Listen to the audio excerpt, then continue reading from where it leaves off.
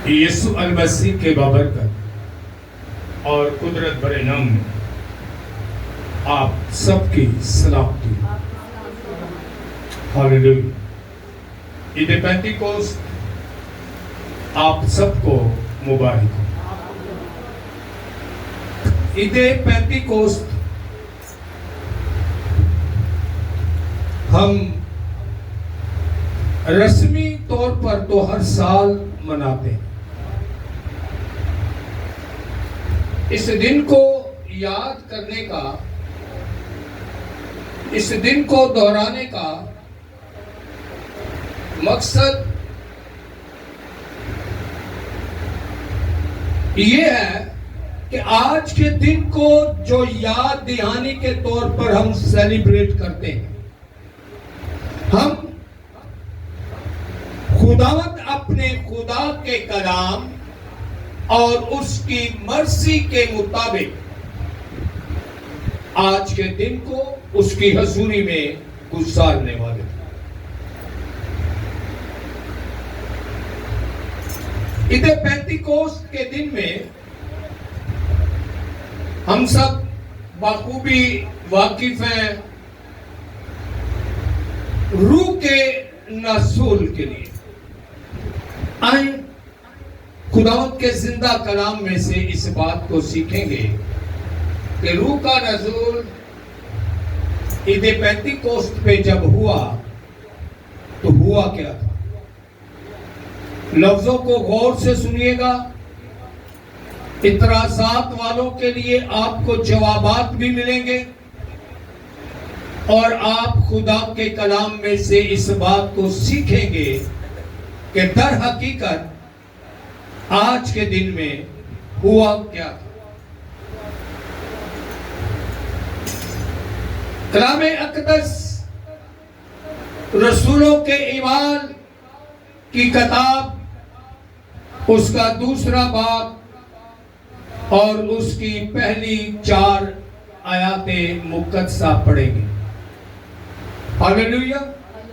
आप मेरे साथ रहिएगा ताकि ईद पेंटिकोस्ट का दिन आपके लिए और आपके घराना के लिए बाबरकत और मुबारक है, क्योंकि जिसके पास रूह है उसके पास बेटा है और जिसके पास बेटा है उसके पास जिंदगी है। हालेलुया।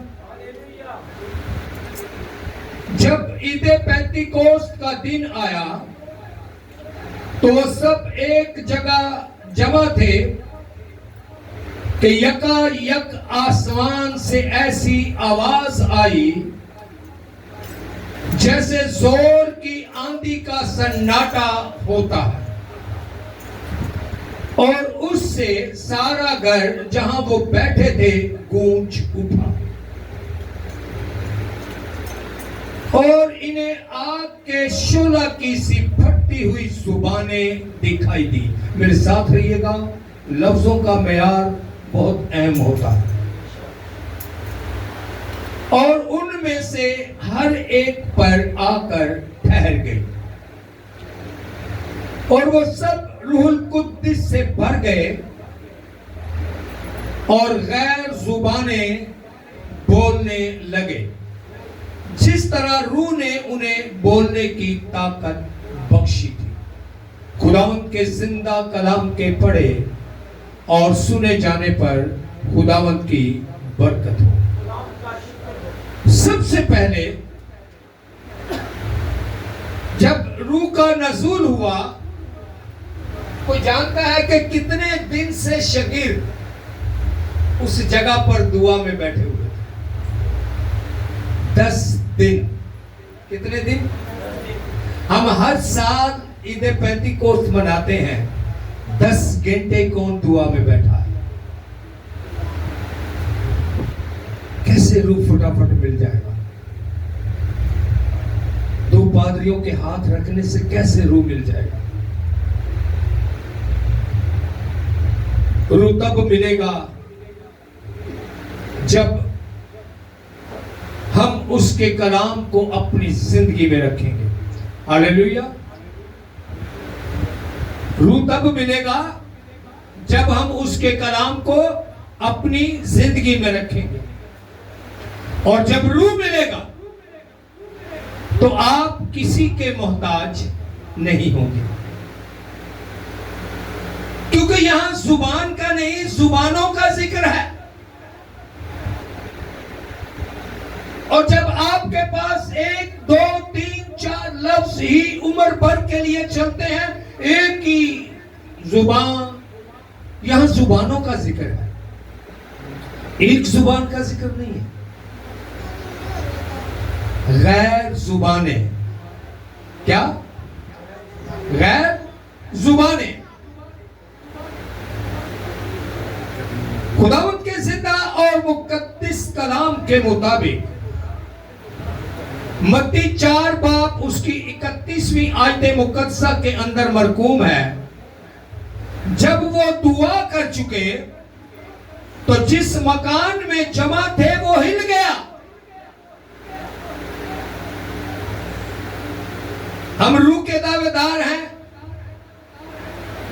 लेकिन रूह के मसा में बदन भी नहीं हिलता। ये किसकी बात कर रहा है? उस मकान की दरो दीवार की। और वो सब रूहुल कुद्दस से भर गए और खुदा का कलाम दलेरी से सुनाते रहे। और वो सब रूहुल कुद्दस से भर गए और खुदा का कलाम दलेरी से सुनाते रहे। शागिर्दों में बहुत सारे लोग आम लोग थे, खासो खास नहीं, बल्कि आम थे। जब यीशु ने हाथ बढ़ाया तो उनको खास कर दिया। आज मैं और आप खास क्यों नहीं होते? हमारी वही रूटीन, रूह का दावा, गैर जुबान का दावा और जिंदगी जो खुदा से दूर है उससे भी बदतर। यही वजह है कि रूह कलामे अक़दस के मुताबिक मेरी आपकी जिंदगी में काम नहीं करता।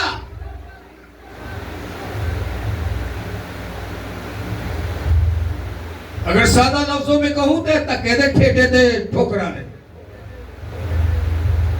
मैनू भी रूह दा मसा, फलाने नू भी रूह दा मसा। जब रूह का मसा होगा तो जिंदगी तब्दील होगी। जब रूह का मसा होगा तो कलाम होगा। जब रूह का मसा होगा तो लफ्जों की तरतीब होगी। मैं अक्सर एक बात करता हूं, तालीम जरूरी है, पढ़ना लिखना लाजमी है, दुनियावी इल्म से वाकफियत रखना लाजमी है, लेकिन जब रूह का मसा होगा तो किसी उस्ताद की जरूरत नहीं पड़ेगी। उस्ताद एक ही है, यीशु अल मसीह फरमाता है। जो लोग ये कहते हैं ना जी नहीं नहीं नहीं उस्ताद भी जरूरी है, वो इस बात को गौर से सुन लें। जिस जिंदगी में वकील की जरूरत नहीं, जिस जिंदगी में आपका केस लड़ने के मददगार की जरूरत नहीं, उस जिंदगी में उस आम उस्ताद का क्या काम? खुदावंद यीशु मसीह फरमाता है, मैं तुम्हें एक ऐसा मददगार दूंगा जो तुम्हारे साथ बल्कि तुम्हारे अंदर होगा।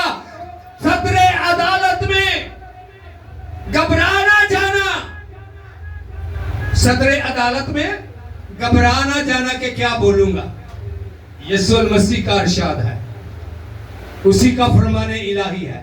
क्या? जब तू सदरे अदालत में जाए तो घबराना जाना। खुदा का पाक रूह बोलेगा। कौन बोलेगा? कौन बोलेगा? खुदा का पाक रूह बोलेगा। हालेलुया। मैंने जिंदगी में कई खादिम ऐसे देखे हैं, कई खिदमत गुजार ऐसे देखे हैं, कई मुबश्शिर, कई पास्टर ऐसे देखे हैं, तालीम कुछ नहीं, लेकिन जब दुआ के लिए खड़े होते हैं तो उसी के नाम को चलाना। लफ्जों की तरतीब, हिकमत की बातें, दिल को लुभा देने वाली बातें खुदाए पाक रूह से मिलती है। हालेलुया। खाली कर आज माजरत के साथ आज दौड़ किस तरफ है? एडरानी बदसेगी दौड़ किस तरफ है? जोर से बोलो, शर्माना नहीं। खैर जुबान, मैं अक्सर एक बात करता हूं, रोया देखने वाले किधर है? ख्वाब देखने वाले किधर है? नबूवत करने वाले किधर है? ये सब रूह की नेमतें हैं। इस डगर से बाहर आए, सिर्फ रूह को मांगे, इस डगर से बाहर निकले, खुदा के पाक रूह को मांगे, उसके कलाम को अपनी जिंदगी में ले। जब कलाम होगा, जब रूह होगा तो बेटा होगा, जब बेटा होगा तो जिंदगी होगी। यीशु नासरी के नाम में अगर तू मुझसे मांगती तो मैं तुझे जिंदगी का वो पानी देता कि तू फिर प्यासी ना रहे। ये वो प्यास है, रूह की प्यास खुदावंद अपने खुदा के सामने रखे। हालेलुया। फिलिपियों पहले बाब की 14वीं आयत मुकद्दसा के अंदर मरकूम है, और जो खुदावंद में भाई हैं, मैंने आपसे कहा कि मेरे साथ रहिएगा। खुदा का कलाम लफ्ज ब लफ्ज आज आपके लिए, मेरे लिए रहनुमाई का सबब है। और जो खुदावंद में भाई हैं, उनमें से अक्सर मेरे कैद होने के सबब से दलेर हुए, घबराए नहीं गए। पौलुस इस बात को लिखता है कि जो मसीह में सब भाई हैं, मेरे कैद होने पर वो परेशान नहीं बल्कि क्या हुआ है? दलेर हुए हैं।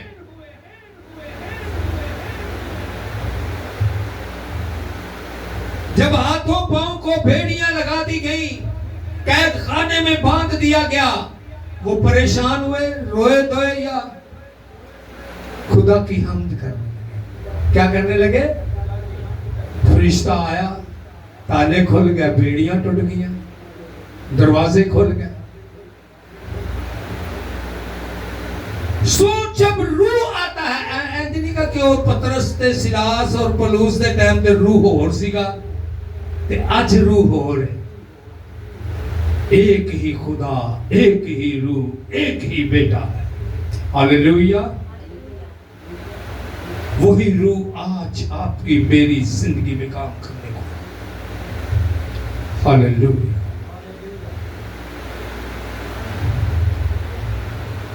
और जो खुदावंद में भाई हैं, उनमें से अक्सर मेरे कैद होने के सबब से दलेर होकर, अब दलेर होकर किया क्या उन्होंने? असी नहीं डरते, असी नहीं डरते, असी ईमानदार हैं, ये किया नथिंग। कलाम अक़दस में लिखा है, मेरे कैद होने के सबब से दलेर होकर बेखौफ खुदा का कलाम सुनाने लगे। बेखौफ होकर खुदा का कलाम कौन सुनाएगा? और जिले को लफ्ज़ां दी तरतीब होगी, कलाम कौन सुनाएगा? जिले को दलेरी होगी।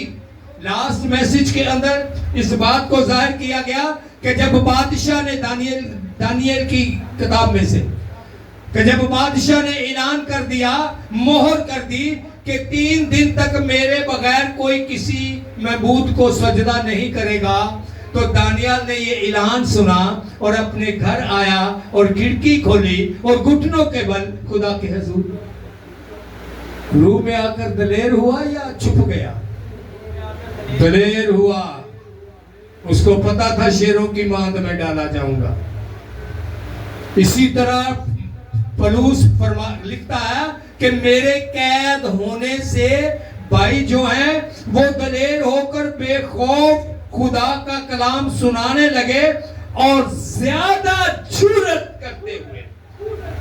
क्या क्या करते? ज्यादा जुर्रत के साथ, दिलेरी के साथ, हिम्मत के साथ। रूहुल कुद्दस दिलेरी बख्शता है। रूहुल कुद्दस क्या करता है? दिलेरी बख्शता है। यीशु अल मसीह ने फरमाया, जब तू सदर अदालत में जाए तो घबराना नहीं। कि क्या बोलेगा? तू नहीं, खुदा का पाक रूह बोलेगा। हालेलुया। अब बात यह है कि पाक रूह कब बोलेगा? अंदर होगा तो बोलेगा, और अगर अंदर ही ना हो तो बोलेगा कहां से? इसलिए रूह को मांगे।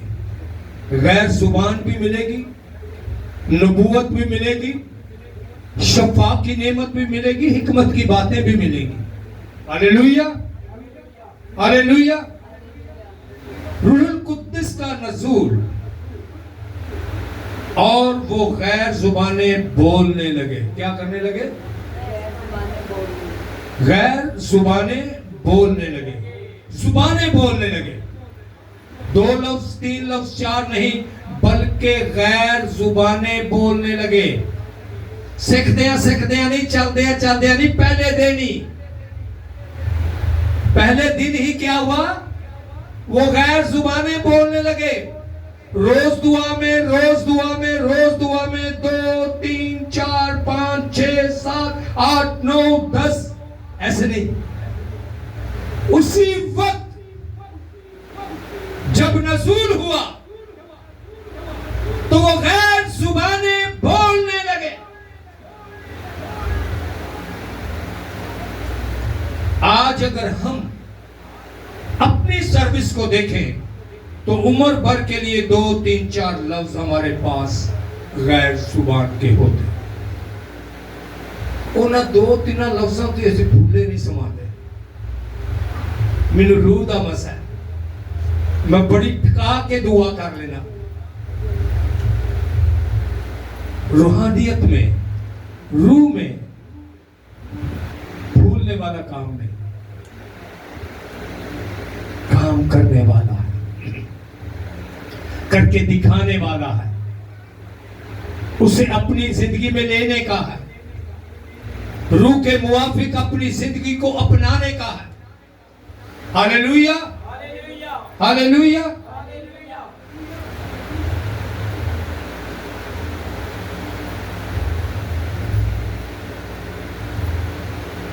हमारे पास गैर जुबान के नाम फिक्स होते हैं। एक को देखो, दूसरे को देखो, तीसरे को देखो, चौथे को देखो, वही लोग। यहां वो जुबानों की बात करता है। एक वक्त था, मैं इस बात को भी सामने रखता था। अब दुआ उस लेवल में नहीं है, लेकिन जब लेवल कलाम के मुताबिक था तो घंटा, सवा घंटा, 1.5 घंटा, 2 घंटे मसलसल गैर जुबान। और ऐसा नहीं है कि एक ही लफ्ज, 2 लफ्ज, 3 लफ्ज, फिक्रों के साथ, लफ्जों की तरतीब के साथ। इसलिए मैं आपसे ये गुजारिश करता हूं, रूह को खुदा के कलाम के मुताबिक मांगे, खाली गैर जुबान नहीं। वो बाकी की नेमतें भी आपको देने के लिए है, सारी नेमतें आपके लिए हैं। जब रूह जिंदगी में होगा तो गैर जुबान भी होगी, जब रूह जिंदगी में होगा तो शिफा की नेमत भी होगी, जब रूह जिंदगी में होगा तो हिकमत का कलाम होगा।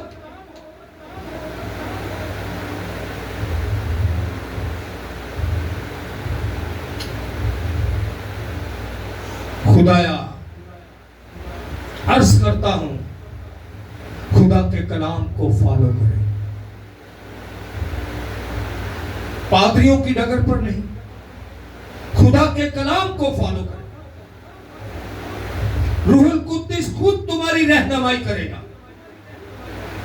आपको बाइबल पढ़ना आनी चाहिए, आपके पास इल्म होना जरूरी है।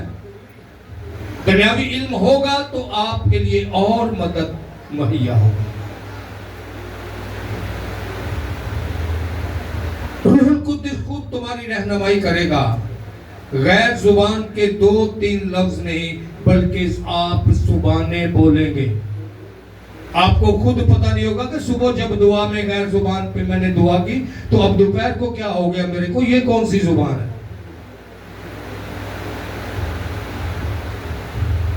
खुद ब खुद आपका लबो लहजा बनेगा, खुद ब खुद आपकी जुबान से लफ्जों का वजन तोला जाएगा। सीखे खुदा की कलाम से। जब रूहुल कुद्दीस आपके अंदर आएगा, ये तजुर्बे की बात है, जिन्होंने वाकई रूह का मसा मिला मेरे ना मुतफिक होंगे। जब रूह आपके अंदर आएगा तो रोंगटे खड़े हो जाएंगे।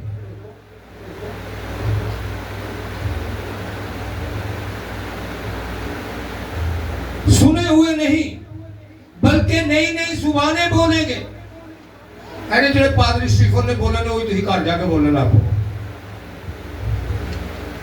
क्या लिखता है? सुने हुए नहीं, बल्कि नई नई जुबानें बोलेंगे। रूहुल कुद्दीस के बपतिस्मे का कलाम खुदा से सीखे, डगर के हिसाब से नहीं, भेड़ चाल से नहीं, खुदा के कलाम से सीखें कि रूह का मसा कब और किस हाल में मिलता।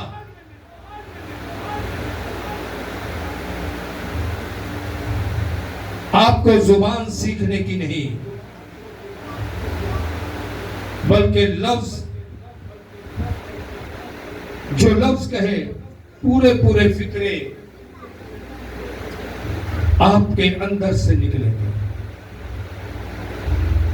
क्योंकि अंदर से क्यों निकलेंगे एल्डरानी? फिक्रे गैर जुबाना दे, मैं लफ्जों की बात ही नहीं करता, फिक्रे गैर जुबाना दे कब अंदर से निकलेंगे? आवाज नहीं आई।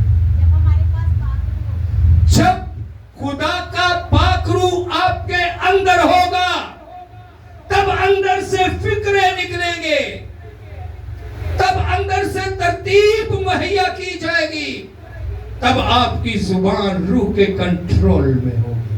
Hallelujah, hallelujah. ऐसे मसा के तलबगार हो। खुदा आपको रोशनी शमा की तरह इस्तेमाल करेगा। खुदा आपको टेढ़ी राहों को सीधा करने के लिए इस्तेमाल करेगा। खुदा आपको कलामे खुदा देगा। खुदा आपको हिकमत का कलाम देगा।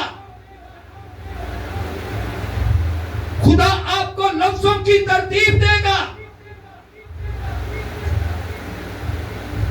और जब आप कलाम करेंगे तो खाली चीखने की बात नहीं करेंगे, बल्कि लफ्जों के वजन को तोलकर आपके अंदर से वो लफ्ज निकालने वाला खुदा का पाक रूह है। तू नहीं, बल्कि खुदा का पाक रूह बोलेगा।